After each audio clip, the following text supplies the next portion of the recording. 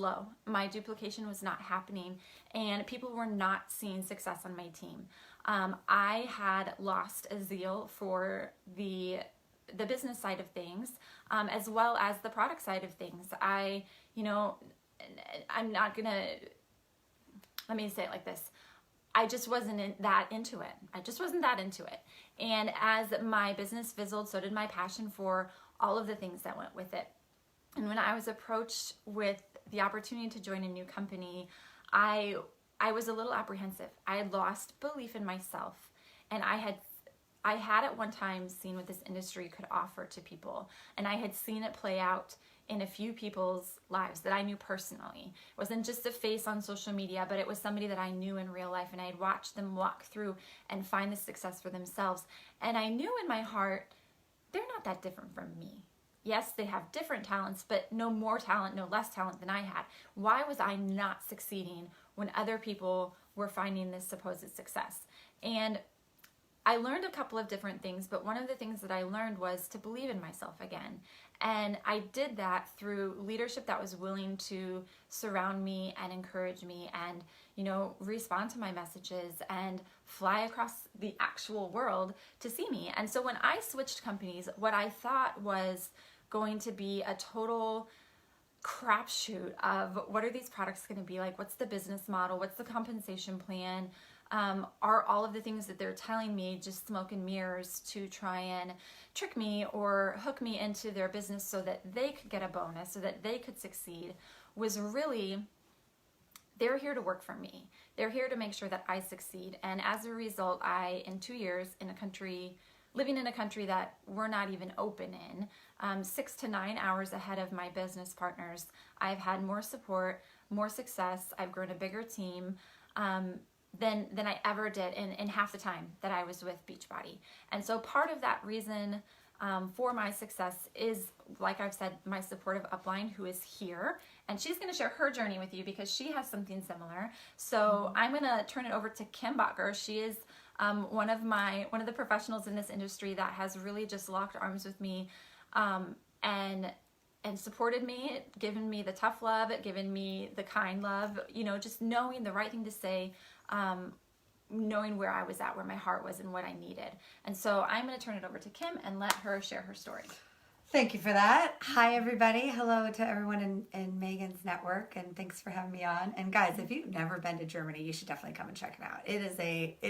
It's worth exploring and seeing a bit of history and the things that are here. Anyway, I do have a very similar story, and I'm a single mom, and I've been in networking for just over 3 years, not that long.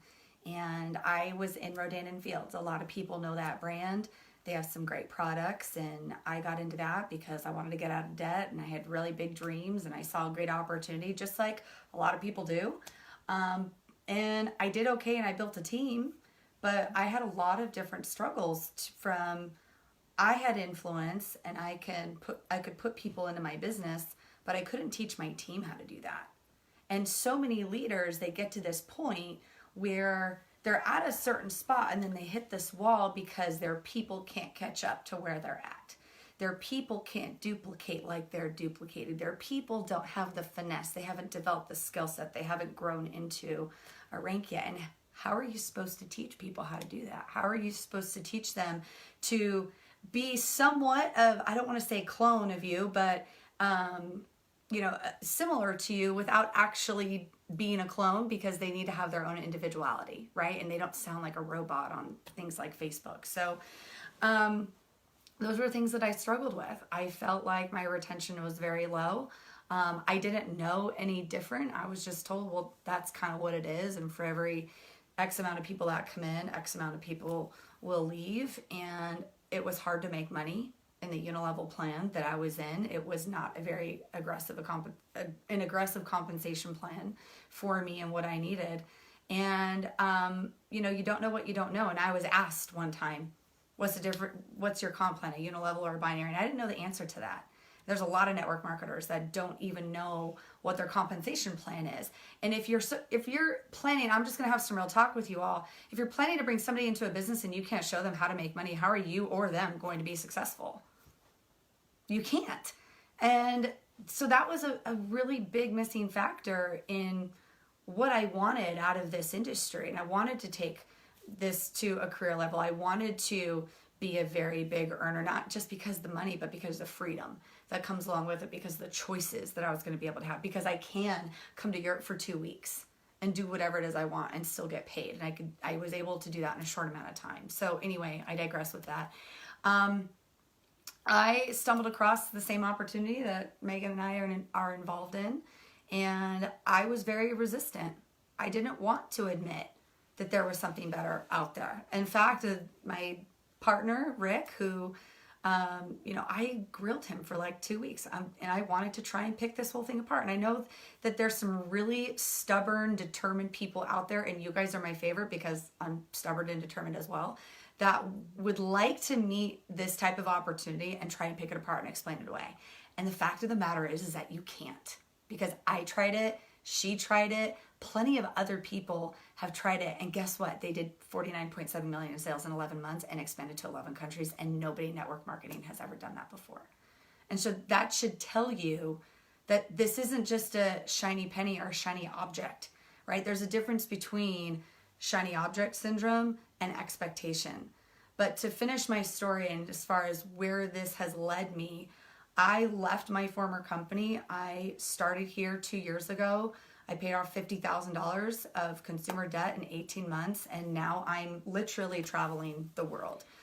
So she went to London for a bachelorette party, which is like, but then she messaged me. She's like, you know what? I'm in London. Like, can I just pop down to Germany and see you? And I'm like, yeah. And Budapest. I mean, like, you and can. Paris. So come on. And I think great. that freedom for you is phenomenal. But in an extension of that leadership to me speaks volumes. Hey, I know that London is a 13-hour drive, a 2-hour flight, I don't know, whatever. It's a flight or a 13-hour drive from here. And I don't know anybody who's like, yeah, my mentor drove to me, my partner, my friend, and say all of those things in the same sentence. And they came to me, not just because they came from California to London, but then they were like, well, I'm already here, so let me jump down and see you. Because, I mean, frankly, I talk to people every day who are like, yeah, my mentor, my leader, my upline hasn't responded to my message that I sent 3 weeks ago. And that's on Facebook, you guys. That's a Facebook message that they can't get their leader to pay attention to. And here we have somebody showing up at my front door like, I'm here, let's hang out. Can I crash on your couch? No. Yeah, I do have a guest room. But, just that is not everything, but it is so much. It's a big part of it. It having is a big support. part of it. And I think that going back to shiny object syndrome and hype versus expectation is shiny object sounds like this. Join my team, get it now, you're going to miss out. Oh my gosh, it's so great. This is the greatest. And there's all of this, almost this smoke and mirrors pitch versus what is the expectation and can they back that up? And what really has distinguished us, what has made a difference for me, what has made a difference for Megan, I mean, you're amazing. She has built for the past 2 years and has a team of hundreds and hundreds of people without having one meeting up until 2 days ago when I got here. And she's been building overseas with horrible European Wi-Fi. I hate to say it, but it's not that great. And she still made it happen. And you can make up any excuse in the world as to why you think you can't do this, and you really can. You just have to get over yourself at the end of the day.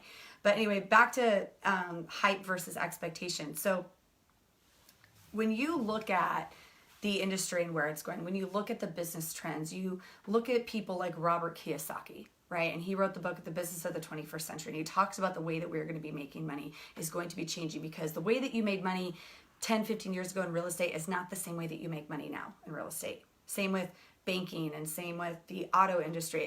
It's all changed. And same with network marketing. It's all changed, right? And so there's this expectation with the wellness industry exceeding healthcare, with things moving towards the fulfillment center model. We look at Airbnb, we look at Uber. They're the number one accommodation provider and the number one transportation company. They don't own real estate or a vehicle. And so network marketing is the way. right? And if you're a network marketer, you may not have heard any of what I just said before.